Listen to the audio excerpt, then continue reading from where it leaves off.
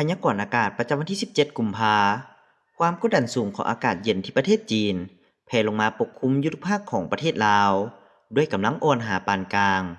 สมทบกับกระแสลมตะวันออกเฉียงเหนือพัดปกคลุมซึ่งเฮ็ดให้อากาศเย็นหาหนาวเย็นในตอนกลางคืนหาตอนเช้าพอมีหมอกบางปกคลุมอยู่ทั่วไปในแต่ละภาคและจะมีฝนตกในระดับคอยอยู่บางท้องถิ่นของบรรดาแขวงภาคเหนือด้านตะวันออกและจะมีลมพัดแรงอยู่เกือบทั่วไปอยู่บรรดาแขวงภาคกลางและภาคใต้ภาคเหนือด้านตะวันออกอากาศเย็นหาหนาวเย็นพอมีหมอกหนาปกคลุมในตอนเช้าและจะมีฝนตกในระดับคอยอยู่บางท้องถิ่นพอมีลมพัดแรงเป็นบางโอกาสเนื้อที่การปกคลุมของฝนกับ15 ส่วนห้อยอุณหภูมิระหว่าง15-28 องศา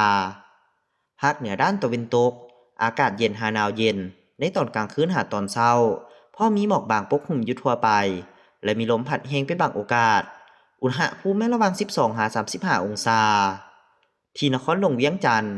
อากาศเย็นในตอนเช้าส่วนตอนบ่ายอากาศร้อนพอมีลมพัดแรงเป็นบางโอกาสอุณหภูมิระหว่าง22-34 องศาภาคกลางอากาศเย็น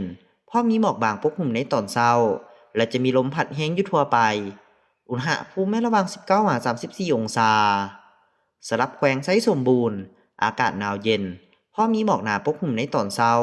และจะมีฝนตกในระดับคอยอยู่บางบริเวณพอมีลมพัดแรงเป็นบางโอกาสเนื้อที่การปกคลุมของฝนกับ10 ส่วนห้อยอุณหภูมิระหว่าง11-30 องศาภาคใต้อากาศเย็นในตอนเช้าส่วนตอนบ่ายอากาศร้อนและจะมีลมพัดแรงอยู่ทั่วไปอุณหภูมิระหว่าง19-36 องศา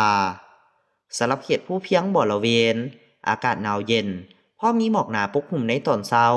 และจะมีฝนตกในระดับคอยอยู่บางบริเวณพอมีลมพัดแรงอยู่ทั่วไปเนื้อที่การปกคลุมของฝนกับ10 ส่วนห้อยอุณหภูมิระหว่าง13-27 องศา